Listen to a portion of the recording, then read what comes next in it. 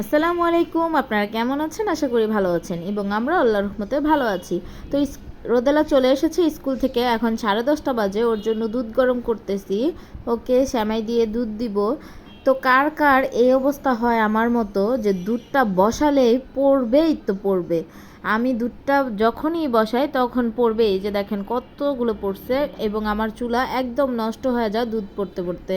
তো হচ্ছে ওর জন্য দুধ নিয়ে সেমাই ছিল, লাচ্ছা সেমাই, ওটাই ভিজিয়ে দিচ্ছি। ও আজকে নুডলস খাবে না, আজকে হচ্ছে লাচ্ছা সেমাই খাবে, জন্য ওকে ভিজিয়ে দিচ্ছি লাচ্ছা সেমাইটা।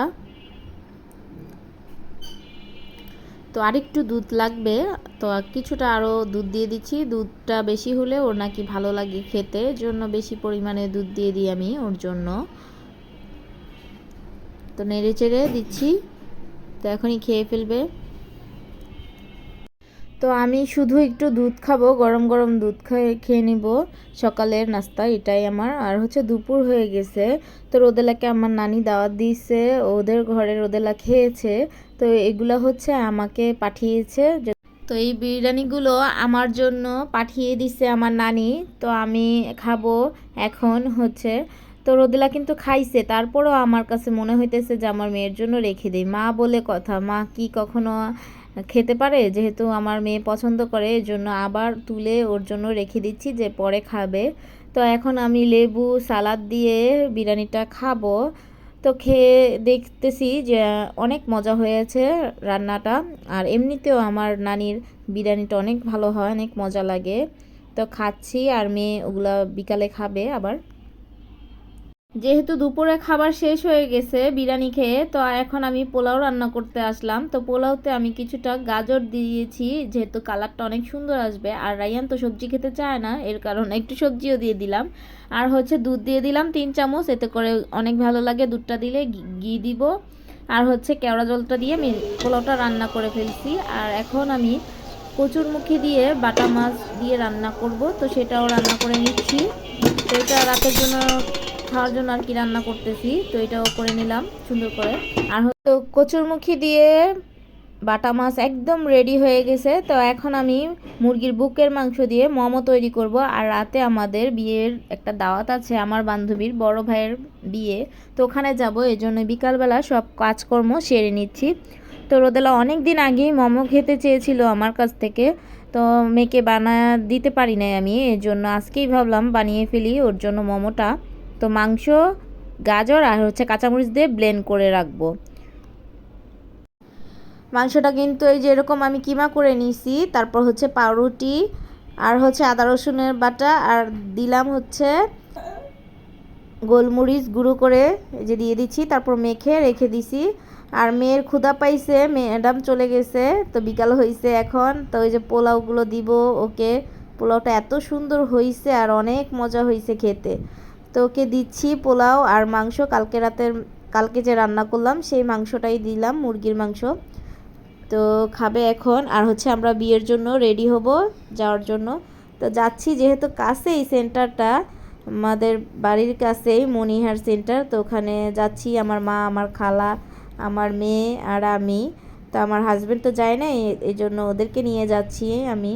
তো এই তো আমি ভিডিও করতে করতে উপরে উঠতেছি দোতলাতে। তো ভাবতেছি সবাই মনে হয় এসে গেছে, রাত 9টা বেজে গেছে। এখন দেখি কি অনেকেই আসে নাই, এই সাইডটা তো পুরোই ফাঁকা, কেউ বসে নাই। তো ভাবতেছি আমরা এখানেই বসবো। তো ওই যে সব টেবিলগুলো সুন্দর সাজায় রাখছে। তো প্রথম পর্যায়ে খেলে কিন্তু ভালো টিস্যু টিস্যু পাওয়া যায়। আর এখানে ওদেরকে পিটি করাইতেছে কেন বুঝতেছি না, সবাইকে দাঁড়ায় দাঁড়া পিটি করাইতেছে। তো আমার মা আর হচ্ছে আমার খালামণি আর আমার মেয়ে বসে গেল, তা আমিও বসে যাচ্ছি চেয়ারে। আমার মেয়ের সাথেই বসবো, যেহেতু ওকে আবার একটু খাওয়াটা দিতে হয়। মাশাআল্লাহ এখন খেতে পারে ভালো। তো আমার এই মেয়েটাকে খুবই ভালো লাগছে অনেক কিউট ছিল, আমাদের সাথে বসছে। তো ওদেরকেও একটু ভিডিও করতেছি, তো ভিডিও করে রাখছি। আর হচ্ছে প্লেট তো সালাদ আগেই দিয়ে দিছে, তো আগে সালাদই খেতে থাকি, যেটা দিছে ওইটাই খাই। তো ভালোই মাখা সালাদ, অনেক মজা হয়েছে। তো এই যে পোলাও নিচ্ছি সবাই সবার প্লেটে। এই তো রোস্ট দিল, আর হচ্ছে কিমা, আর হচ্ছে ভাজা রোস্ট দিয়ে দিছে, কিন্তু খাবারটা খেতে একদমই মজা ছিল না, একদম বাজে। তা আমার মেয়ে যাই হোক একটু খাওয়া দাওয়া শেষ করে আমার মেয়ে এখানে ছবি তুলবে, ও ঝগড়া করতেছে আমার সাথে। তো বলতেছি চলো আমরা আগে বৌমনির সাথে ছবি তুলে আসি, ওইখানটা ফাঁকা হোক, তারপর তোমাকে ছবি তুলে দিব। তো একজনের পর কিন্তু একজন ছবি তুলতেই আছে, আমার মেয়ে আর ছবি তুলতে পারতেছে না, দেখেন কিভাবে ছবি তুলতেছে একজনের পর একজন। এই যে এগুলো সব সিরিয়ালে বসে আছে, সবাই ছবি তুলবে। তা আমি ভাবলাম যে না, বলতে হবে, এই এই আপু আমার মেয়েটাকে একটু বসাও, আমি একটু ছবি তুলবো। তো আমার মেয়ে দাঁড়ায় আছে, রাগ করতেছে। এখানে আবার আসলাম, এটাও ফাঁকা নাই, সব জায়গায়তেই ভরা, কোনো জায়গায় ছবি তুলতে পারতেছে না। আমার মেয়ে তো একদম রাগে ফেটে যাচ্ছে। তো ফাইনালি আমরা চলেই যাচ্ছি, ছবি তুলছি কিন্তু ওটা ছবি তুলছি, ভিডিও করা হয় নাই। তো টাকা সালামি দিয়ে একদম চলে আসছি বাসায়।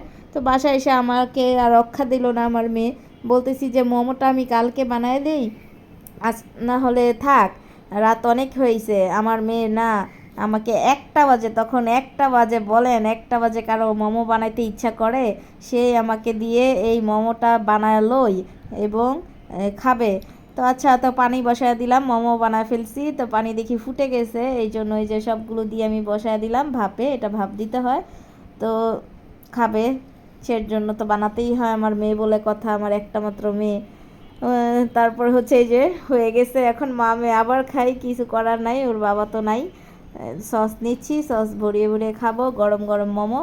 তো সবাই কিন্তু আমাদের জন্য দোয়া করবেন অবশ্যই, এবং ভিডিওটা পুরোটা দেখার জন্য সবাইকে ধন্যবাদ যারা যারা দেখেছেন। আর যারা চ্যানেলটি সাবস্ক্রাইব করেন নাই, অবশ্যই আমার চ্যানেলটা সাবস্ক্রাইব করবে, আমার পাশেই থাকবেন অবশ্যই, রায়ান ইসলাম রোদেলার পাশেই থাকবেন। এবং লাইক কমেন্ট শেয়ার করতে কিন্তু ভুলবেন না, একটা লাইক করবেন প্লিজ প্লিজ প্লিজ। তো সবাইকে ধন্যবাদ, আল্লাহ হাফেজ, সবাই ভালো থাকবেন, সুস্থ থাকবেন, আমার মেয়ের জন্য অবশ্যই অবশ্যই দোয়া করবেন। টাটা টাটা, আল্লাহ হাফেজ গাইস।